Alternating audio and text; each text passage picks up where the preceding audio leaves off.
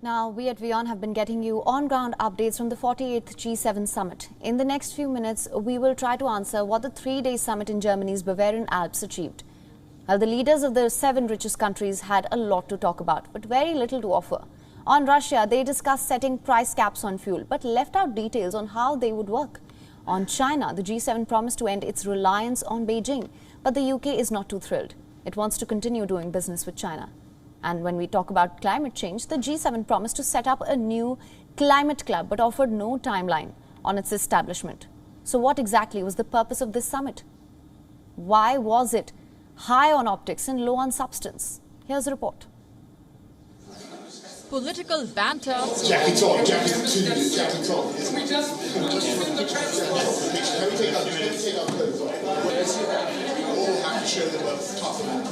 impromptu encounters.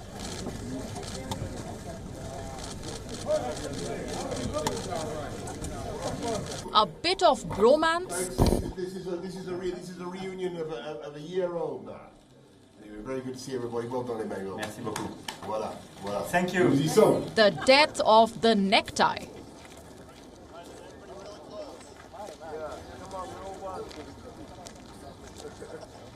And scenic lake walks for the spouses.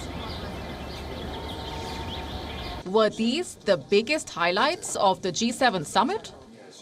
Well, yes and no. They made some announcements which are being taken with more than a pinch of salt. There is a question mark on the relevance of this body. The G7 has been around for more than 4 decades. It has served little purpose other than keeping diplomats of its member states busy. When it was formed, it was supposed to represent the world's biggest economies. We're here in Germany with the richest countries in the world. But it remains a clique of a few Western countries, some of whom no longer enjoy the same clout. Canada's economy is not bigger than Australia's. Italy's GDP is not larger than India's. Yet, they remain the core members of this body, as the others are relegated to the status of observers. And let's not even talk about the differences. The Group of 7 has always been divided on how to tackle the world's problems. This year's summit was more of the same. The leaders had plenty to talk about, but little to offer. For the war in Ukraine, they decided to expand their sanctions against Russia. They spoke about setting up stringent fuel price caps on Russian oil, but left out details on how these caps would work.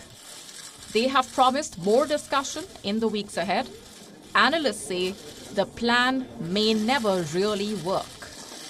That is a very clever idea, and I use clever in quotes in that statement, meaning it's probably too clever to sustain real-world implementation risk. On climate change, the G7 decided to create a new climate club to help nations take more ambitious action. The aim will be to keep greenhouse gas emissions at bare minimum. When will this club be set up? The details were not finalized. Who all will be the members? That will be decided later this year. Climate activists are slamming the G7 for making such vague pledges.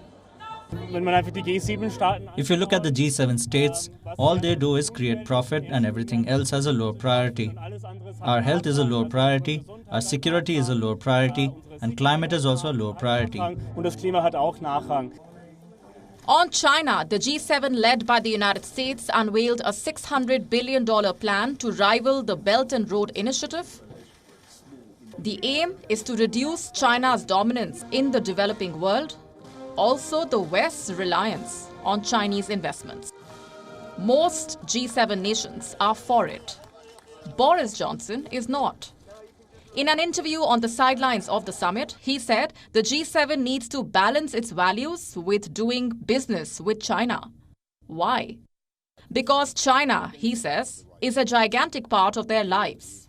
In other words, you can slam China all you want, but cannot stop doing business with it. So at the end of the day, this is what the G7 summit had to offer. An unclear roadmap to tackle Russia, vague pledges for the climate, differing views on China, and a lot of photo ops. The richest nations in the world putting up a poor show of leadership.